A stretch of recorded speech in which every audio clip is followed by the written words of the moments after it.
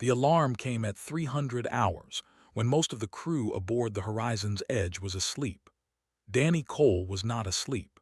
He sat in the medical bay, checking his supplies for the third time that night, because checking supplies was easier than closing his eyes and seeing the things he always saw when darkness came. The ship's intercom crackled to life. Medical team to Shuttle Bay, emergency response. This is not a drill. Danny grabbed his kit and moved. His feet knew the way without his mind needing to guide them. 8 years as a combat medic had trained his body to respond before his thoughts could catch up. In the shuttle bay, he found his team already gathering. Lieutenant Grace Harding stood at the front, her face tight with tension. She was a good leader, sharp and decisive, but Danny could see the worry in her eyes. "Research station," she said as the team assembled. "Hull breach, multiple casualties. Their rescue teams are already responding, but we're closer." Someone in the back muttered something Danny didn't catch.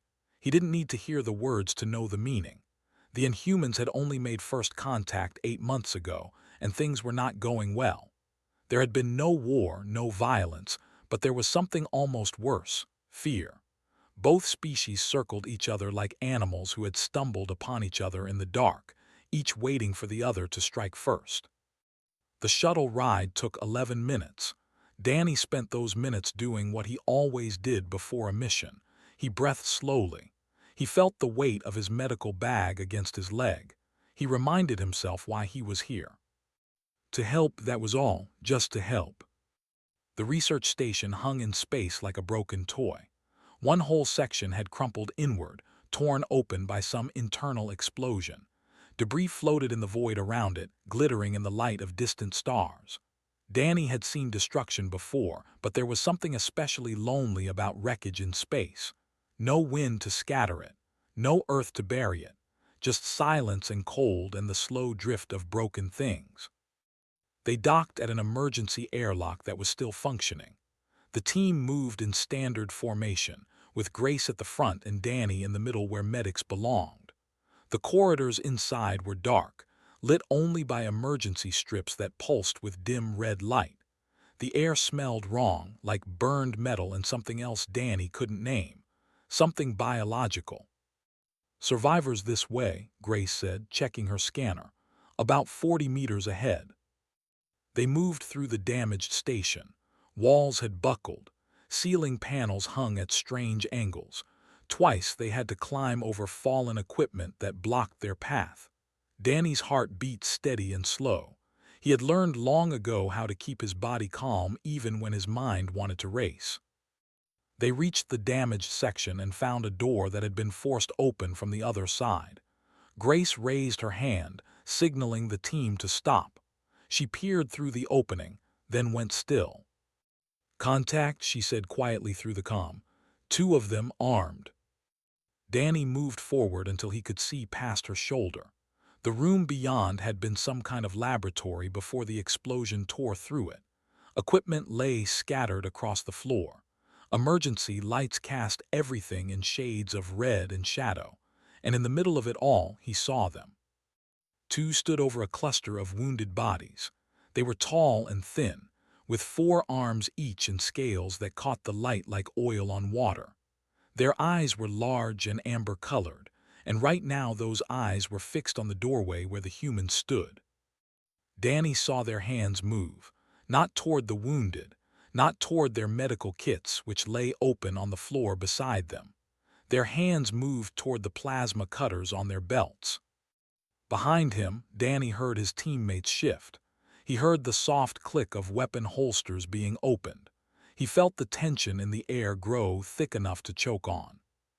But Danny was watching He was watching the way the larger one's scales had gone pale, almost gray. He was watching the rapid flutter of the membranes beneath her jaw. He was watching the way the smaller one's body had gone rigid, every muscle locked in place. He had seen these signs before, not in aliens, in humans. In the frightened children he had found hiding in bombed-out buildings on colony worlds. In the refugees who flinched whenever someone in uniform came near. in the wounded soldiers who couldn't tell anymore who was friend and who was enemy. Fear, he was looking at fear. Danny stepped forward. Grace hissed at him through the comm, telling him to stop, to get back in formation, to not be stupid. He ignored her. He walked past her into the room, toward them with their hands on their weapons. Then he did something that made his entire team hold their breath. He knelt. He set his medical bag on the floor beside him. He raised both hands, palms open and empty, where they could see them clearly, and he spoke in the voice he could find. "We're here to help, that's all." The larger stared at him. Her hand was still on her plasma cutter. Her amber eyes were wide, and Danny could see his own reflection in them, small and distorted. Nobody moved. Nobody spoke. The only sound was the soft hiss of atmosphere leaking from somewhere deeper in the station. Danny kept his hands up. He kept his eyes on them. He did not look at the wounded, though he could see them in his peripheral vision. He did not look at his team, though he could feel their tension pressing against his back like a physical weight. He just knelt there, on the cold metal floor of a broken alien station, and waited. This hand trembled on her weapon. Danny could see the conflict in her face, the war between instinct and something else. He knew that war. He had fought it himself many times. "Please," he said softly, "there are people who need us, both of us. Let's help them." The moment stretched. It felt like hours, though Danny knew it was only seconds. The universe held its breath. And then slowly, this hand moved away from her weapon. It was not trust. Danny knew that. It was not friendship or understanding or any of the things that would come later if they came at all. It was just a choice. A small choice made in a moment of fear to try something other than violence. But sometimes, Danny knew, small choices were the ones that changed everything. He lowered his hands and reached for his medical bag. "Okay," he said. "Let's get to work." Had not moved. Her hand was no longer on her weapon, but she had not stepped aside either. She stood between Danny and the wounded like a wall, and her amber eyes watched him with an intensity that made his skin prickle. Her translator device hung from a cord around her neck. When she spoke, the words came out flat and mechanical, stripped of emotion. But Danny did not need to hear emotion in the words. He could see it in her body. "You are human," she said. "Yes. We have heard stories about your kind." Danny nodded slowly. He kept his movements careful and visible. "I'm sure you have." Behind him, Grace was speaking urgently through the comm, demanding to know what he was doing, ordering him to fall back to the team. Danny reached up and switched off his earpiece. The sudden silence was almost peaceful. "What stories have you heard?" he asked the. She tilted her head. The gesture was strange on her alien features, but Danny recognized it as confusion. She had not expected him to ask. "That you are predators," she said. "That your species hunted other animals by chasing them until their bodies failed. That you can survive injuries that would kill any other species. That you have fought wars against each other for thousands of years, killing billions of your own kind." Danny considered this. "Those things are true," he admitted. The smaller, who had been silent until now, made a sharp sound that the translator did not catch. His hand moved back toward his weapon. "But they're not the whole truth," Danny continued. "Just like I'm sure the stories we've heard about your species aren't the whole truth either." The larger studied him. "What stories have you heard about us?" "That you're cold, logical, that you don't feel emotions the way we do." Danny shook his head. "But I'm looking at you right now and I can see that's not true. You're afraid, both of you. And fear is one of the oldest emotions there is." Something shifted in this expression. Danny could not read her face the way he could read a human face, but he had spent his life learning to see fear in all its forms. He knew what it looked like when someone's defenses began to crack. "Your colleague," Danny said, glancing past her at the wounded. "The one behind you with the chest wound. He's going into shock." They did not turn to look. She did not need to. Danny could see in her eyes that she already knew. "His coloring is wrong," Danny continued. "His breathing is too shallow. You keep glancing back at him because you know he's running out of time. How long does he have? An hour? Less." "You know nothing about biology," she said, but her voice had changed. The flatness was gone. Something raw was bleeding through. "You're right," Danny agreed. "I don't, but I know shock when I see it, no matter what species it's happening to, and I have equipment that might help, if you let me try." The silence stretched between them. Behind Danny, he could hear his team shifting restlessly. They did not understand what he was doing. They thought he was being reckless, naive, stupid. Maybe he was, but he had been in situations like this before, and he had learned something important. Violence was easy. It was fast and simple, and it felt like control. But it almost never solved anything. It just created new problems, new wounds, new reasons for fear. "Why did you kneel?" they asked suddenly. Danny blinked at the question. "What?" "When you entered this room, your companions reached for their weapons. You knelt on the floor and showed us your empty hands. Why?" Danny thought about how to answer. He could give her a tactical explanation, something about techniques and non-threatening body language. But that was not the real reason, and he suspected she would know if he lied. "Because I've been scared before too," he said finally. "When I was young, I was in a place where there was a lot of violence. I was small and alone, and I didn't know who I could trust. And the people who scared me most were the ones who came at me with their hands full. The ones who helped me were the ones who came with their hands empty." There was very still. "You were prey once." "I was a child. But yes, in a way, I was prey." Danny met her eyes. "I know what it feels like to be afraid of something bigger and stronger than you. I know what it feels like to reach for a weapon because you don't know what else to do. And I know that if someone had pointed a gun at my face in those moments, I would have done something desperate, something I might have regretted." The smaller spoke again, his voice sharp. Danny's translator picked up the words this time. We cannot trust them. The intelligence reports say." "I know what the reports say." The larger, did not look away from Danny. "But the reports did not predict this." Danny waited. He could feel time slipping away, measured in the failing breaths of the wounded behind. But he did not push. He did not demand. He just waited because he knew that trust could not be forced. It could only be offered and accepted. "If you try to harm any of my people," said slowly, "I will kill you myself. Your speed and your strength will not save you. Do you understand?" "I understand." "Then you may approach."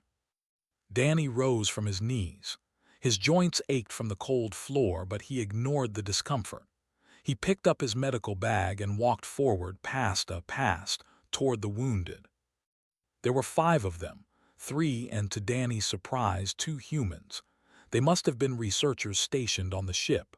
One of them, a woman with short gray hair, opened her eyes as Danny knelt beside her. "Hey," she said weakly, "you're human." "Last time I checked," Danny said, already scanning her injuries. "Broken ribs, possible internal bleeding, but stable for now. I'm Danny. I'm going to help you." "The medics," the woman said. "They were trying to help us, but then your team showed up and everyone got scared." "I know." Danny looked back at her, who was watching him with those unreadable amber eyes. "But we're all going to work together now. Fear doesn't have to win today." He opened his medical bag and got to work. The next hour was the longest of Danny's life. He worked alongside 3 people from 2 species who did not trust each other, fighting together to save lives that were slipping away. There were moments of confusion, moments of frustration, moments when Danny was sure everything was about to fall apart. But it did not fall apart, because every time tension rose, Danny would pause. He would take a breath. He would ask a question instead of giving an order. He would show his hands instead of hiding them. And slowly, one small choice at a time, fear began to lose its grip. The wounded with the chest wound was named. Danny learned this from who spoke the name like a prayer every time she checked his vital signs. Was young by standards, barely through his training, and he had been standing next to the power conduit when it exploded. His chest was a ruin of burned scales and damaged tissue. Danny could see that the medical equipment was struggling to stabilize him. The machines beeped warnings that he could not read, but he understood the urgency in their rhythm. "What do you need?" Danny asked her. She looked at him with exhaustion in her amber eyes. "His blood is not clotting properly.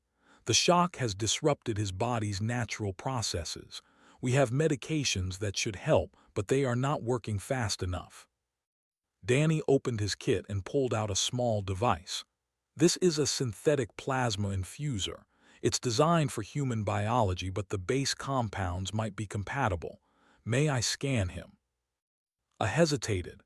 Danny could see the war in her expression, the instinct to protect her patient from the unknown clashing with the knowledge that she was running out of options. "Yes," she said finally, "scan him." Danny ran the device over his body, watching the reading scroll across the small screen. The numbers were meaningless to him in their specifics, but he had enough training to understand the general patterns.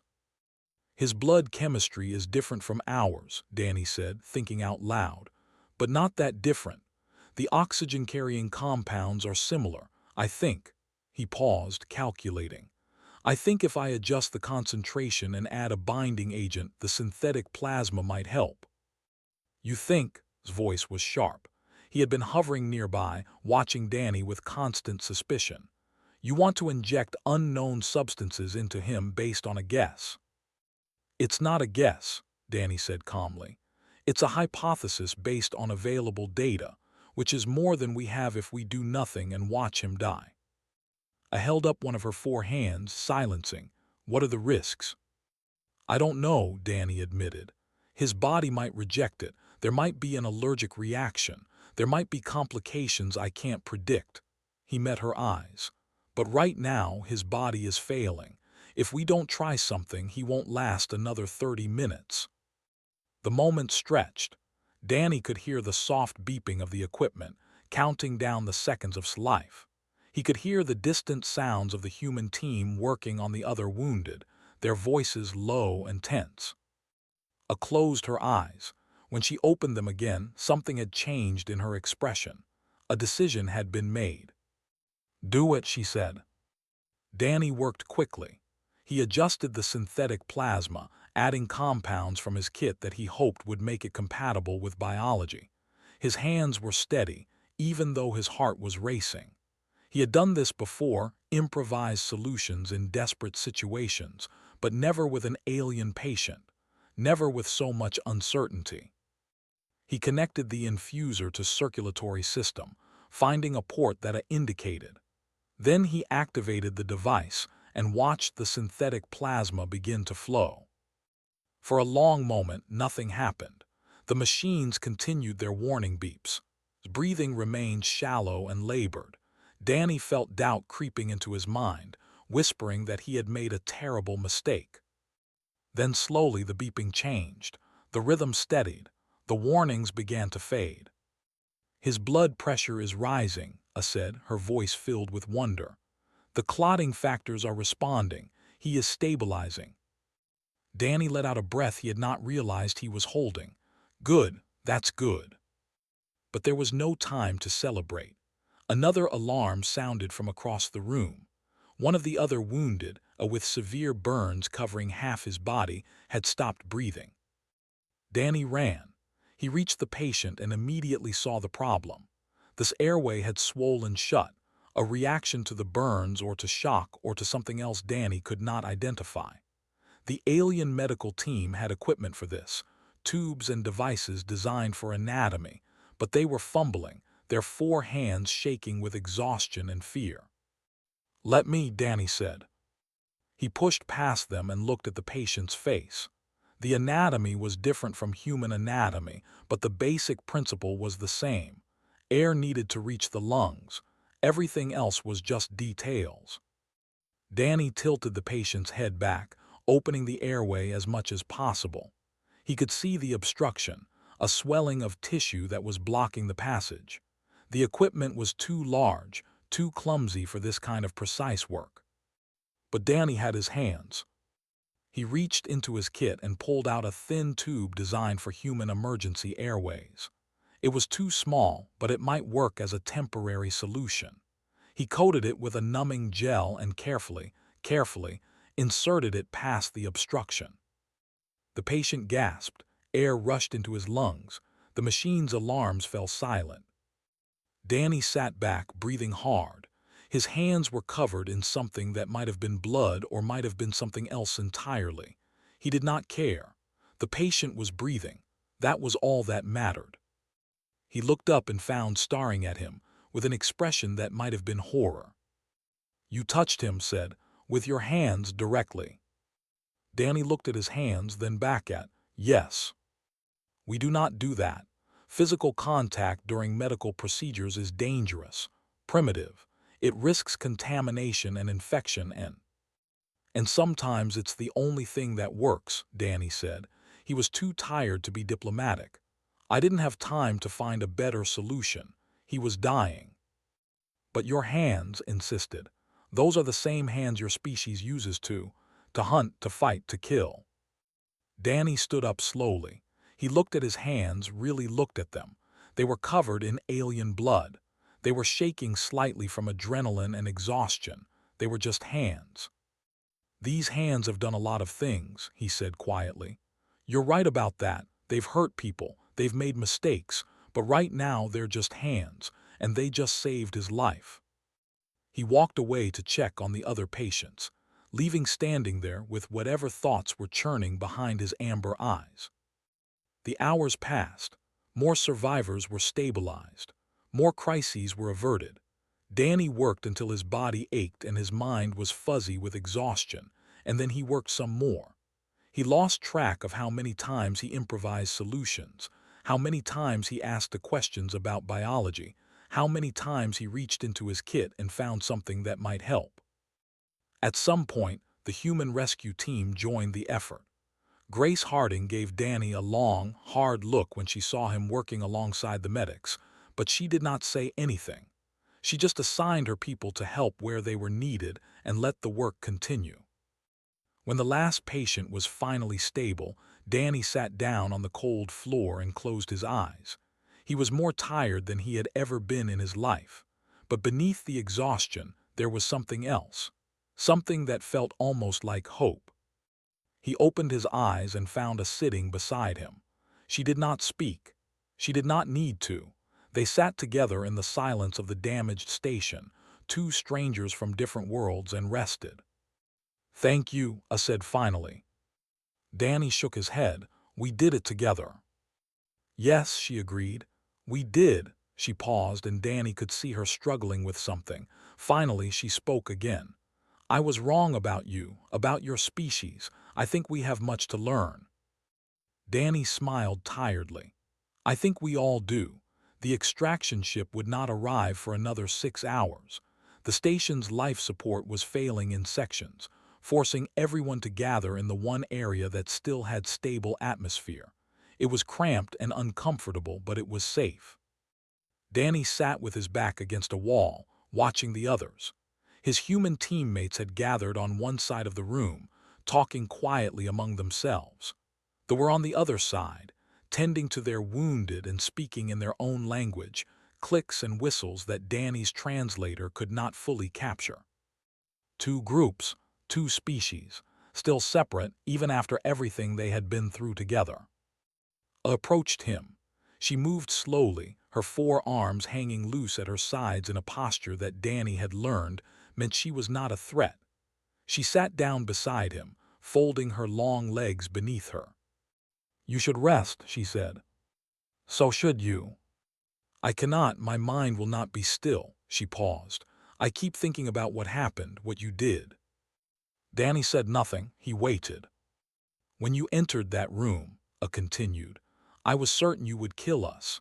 Everything I knew about humans told me that you were predators, that violence was your first response to any threat. I reached for my weapon because I thought it was the only chance I had." I know, but you did not attack. You knelt on the floor and showed me your empty hands. I have been trying to understand why. Danny thought about how to answer. He had not slept in almost 20 hours and his thoughts moved slowly like fish swimming through dark water. But this was important. He could feel it. When I was young, he said, I lived in a place that was very dangerous. There was a war happening not between planets or species, just between groups of humans who wanted different things. I was caught in the middle of it. A lot of people I knew were hurt. A lot of them died. I listened without interrupting. Her amber eyes reflected the dim emergency lighting. One day, soldiers came to the building where I was hiding. I was 12 years old and I had a knife in my hand because it was the only weapon I had. I was so scared that I could barely breathe. I knew that if they found me, they would probably kill me. Danny paused, remembering. The memory was old and worn, like a photograph that had been handled too many times, but it was still clear. A soldier found me. He was big and he had a rifle and he could have killed me easily. I raised my knife because I did not know what else to do, and he just stopped. He set down his rifle. He knelt on the ground in front of me. He showed me his empty hands and spoke to me in a calm voice. What did he say? He said he was not there to hurt me.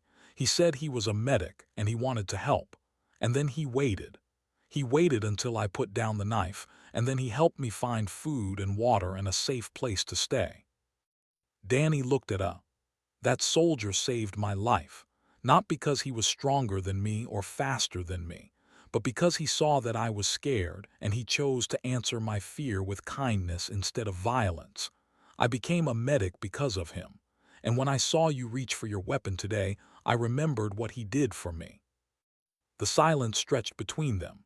Somewhere in the station, a damaged system made a groaning sound, metal settling against metal. I think I understand, I said finally, but I do not understand why you would take such a risk. You did not know how I would respond. I could have killed you.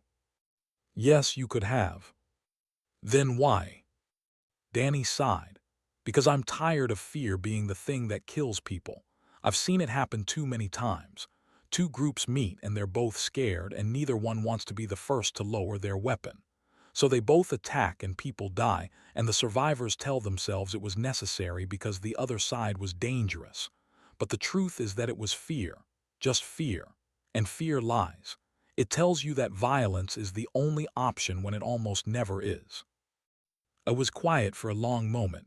Then she spoke, her voice soft. My species fears yours, she said. We have studied you since first contact, and nothing we have learned has made us feel safe. Your bodies can survive damage that would kill us. Your minds can adapt to almost any situation. You fight with a ferocity that we cannot match. And worst of all, you are unpredictable. Our models cannot determine what you will do in any given situation. That uncertainty terrifies us. I understand, Danny said. We're scared of you too. A tilted her head. You are, but we are not predators. We have no history of violence like yours. That doesn't matter. You're different. You're unknown. And humans are scared of things they don't understand. Danny smiled sadly. We have a long history of hurting each other because of that fear. Different groups, different cultures, different beliefs. We find reasons to be afraid of each other, and then we use that fear to justify terrible things. Then how do you stop it? I don't know if you can stop it completely. Fear is part of being alive, but you can choose what you do with it. You can let it control you, or you can recognize it for what it is and make a different choice. I looked at him with those unreadable amber eyes. You make it sound simple. It's not simple. It's the hardest thing in the world, but it's possible. I've seen it. I've lived it. Danny gestured at the room around them. Today, we both made that choice. You chose not to kill me when I knelt in front of you. I chose not to attack when you reached for your weapon. And because of those choices, 5 people are alive who would otherwise be dead. Small choices, I said. Small choices, Danny agreed. But they add up. Every time someone chooses trust over fear, it makes the next choice a little easier. for them and for everyone watching. That's how change happens, not all at once but one small choice at a time. Across the room was watching them.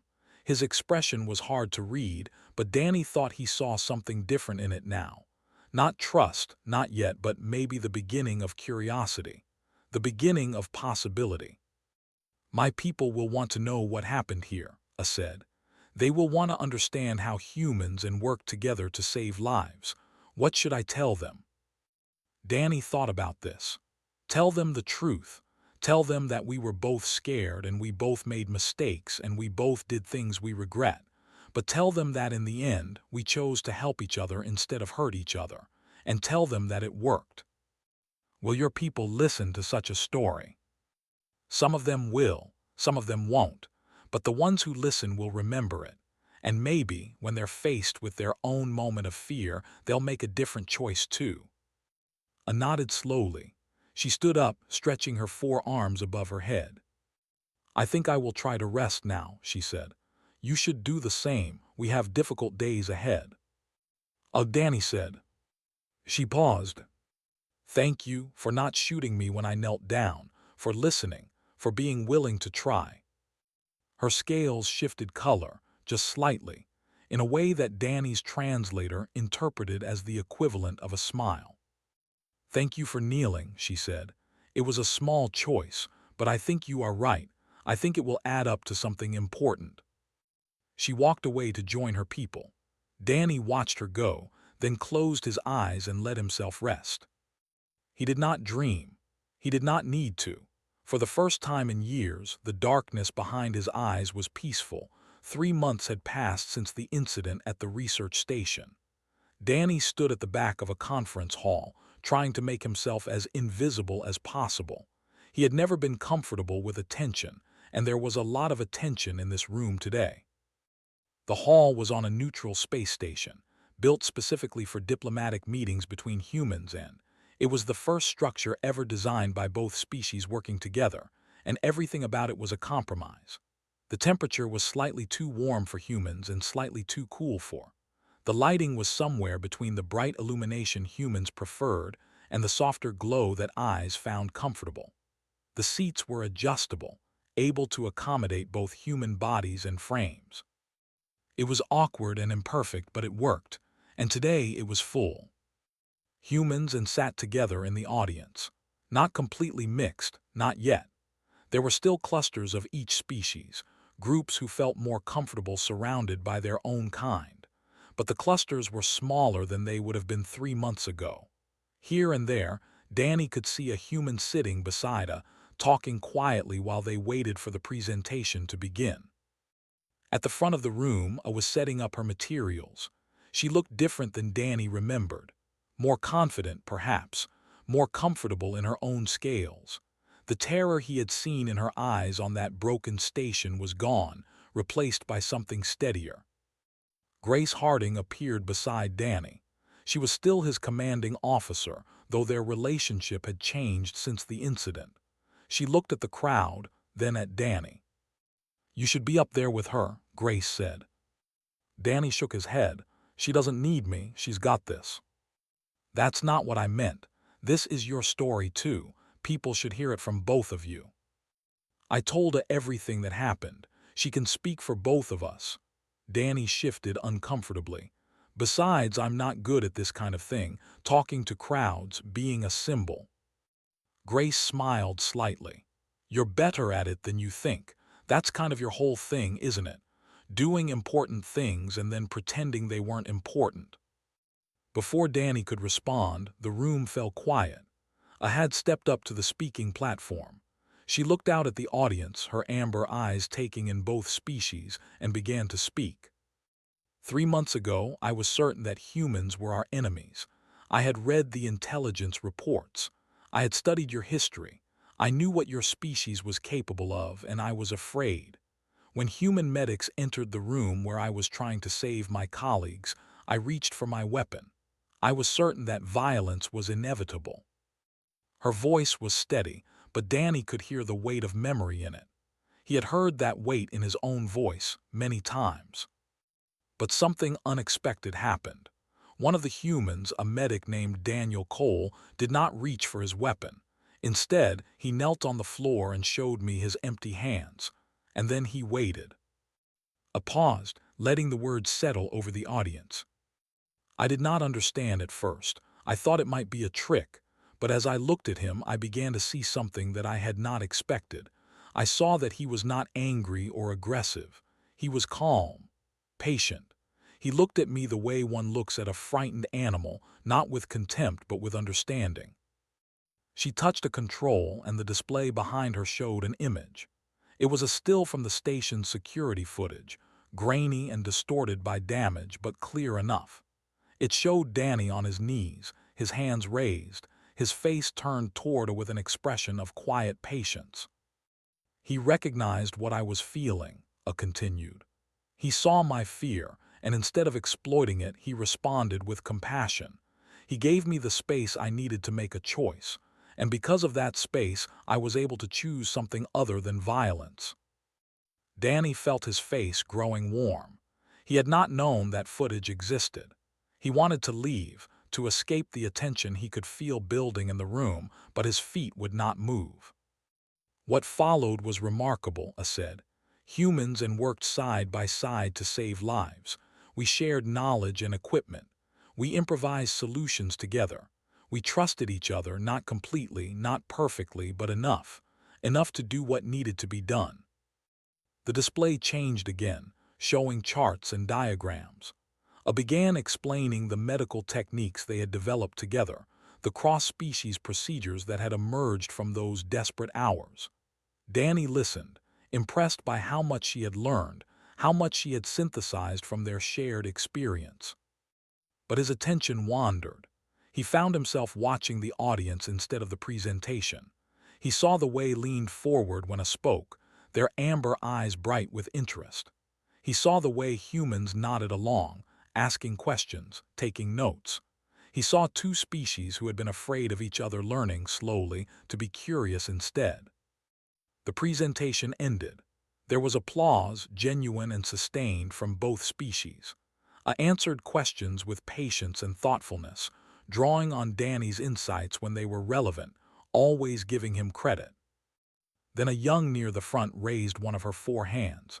She was small, clearly still a student, and her scales shifted nervously as she spoke. "What was the most important thing you learned from the incident?" she asked.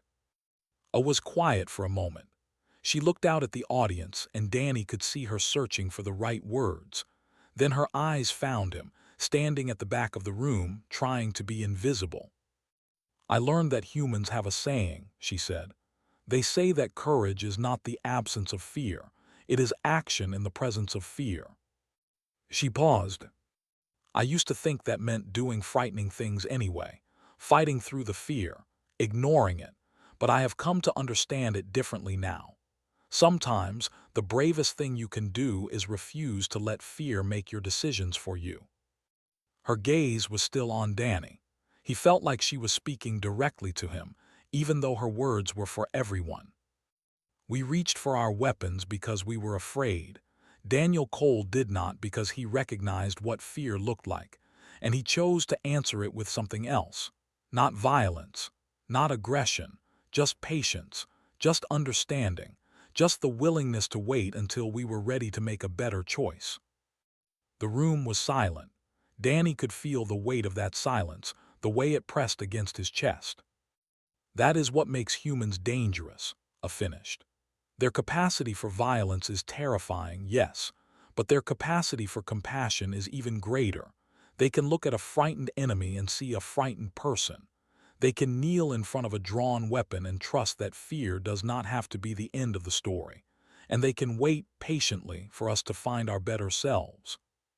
She smiled, that subtle shift of scales that Danny had learned to recognize. "That is also what makes them worth knowing." The applause was louder this time. Danny saw humans and clapping together, saw smiles and the equivalent of smiles, saw something that looked almost like hope. He slipped out of the room before anyone could find him. He needed air, needed space, needed a moment to process everything that had happened. Outside the conference hall, he found a viewing window.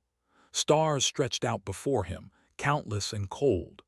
Somewhere out there were worlds that humans had never seen, species they had never met, challenges they had never faced.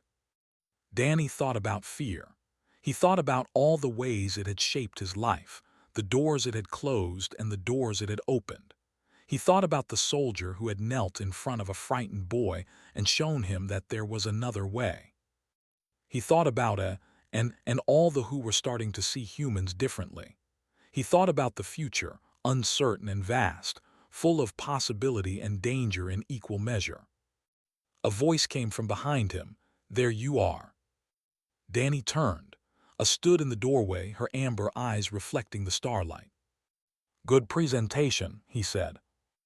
"It was not just my work, it was yours too. You did most of the heavy lifting." She walked over to stand beside him at the window. For a moment, they looked out at the stars together in silence. "What happens now?" she asked. Danny considered the question. "I don't know. More work, more challenges, more moments when fear tells us to reach for weapons instead of reaching for understanding, but maybe also more moments like this, more choices that add up to something better." "Small choices," I said. "Small choices," Danny agreed, "but they matter, every single one." They stood together in the quiet, a human and two strangers who had become something else. Not quite friends, not yet, but something close, something that felt like the beginning of a story that would take a long time to tell. Outside, the stars kept shining.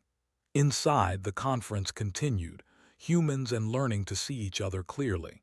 And somewhere in the space between fear and hope, a small choice rippled outward, changing everything it touched.